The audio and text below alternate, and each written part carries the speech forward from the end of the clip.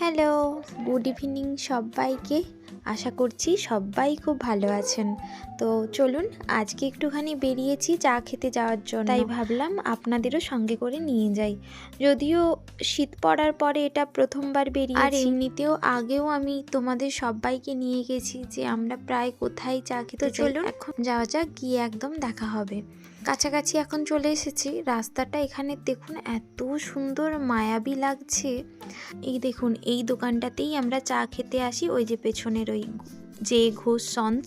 আর জায়গাটা কোলাঘাট। আর জানো তো, 1 বছর আগেও যখন এখানে আসতাম চা খেতে, তখন কিন্তু এত দোকানপাতি ছিল না চারিদিকে। তো সারাক্ষণ ব্যস্ত থাকেন, তোমরা সেটা সবাই জানো। যাই হোক, চলো, আমাদের খাওয়া দাওয়া হয়েও গেছে। এবার একটুখানি বেরোবো। এখানে একটু ভিডিও ছবি তুলছিলাম। ঠান্ডাটা প্রচুর পড়েছে জানো তো। আর আমার শীতকালটা একদম পছন্দের একটা ওয়েদার নয়। শীতকাল মানেই আমার মনে হয় সারাদিন ওই বিছানার মধ্যে লেপ কম্বল চাপা নিয়ে বসে থাকবো। তাই আমার একদমই শীতকালে বাইরে ঘুরতে বেরোতেও ভাল লাগে না, কিচ্ছু করতে ইচ্ছে করে না, শুধুমাত্র ঘুমটাই ভালো হয় যা। যাই হোক, চলুন। এই দেখুন, রাস্তাটা কুয়াশাতে একদম ঢাকা হয়ে আছে। ক্যামেরাতে ভালো করে বোঝা যাচ্ছিল না, ওই দেখুন গ্লাসেও বোঝা যাচ্ছে এতটা কুয়াশা পড়েছে। মাথায় যদিও চাপা নিয়ে নিয়েছিলাম দুজনেই। তো চলুন, বাড়ি ফেরার পথে এখনও রওনা দিয়েছি।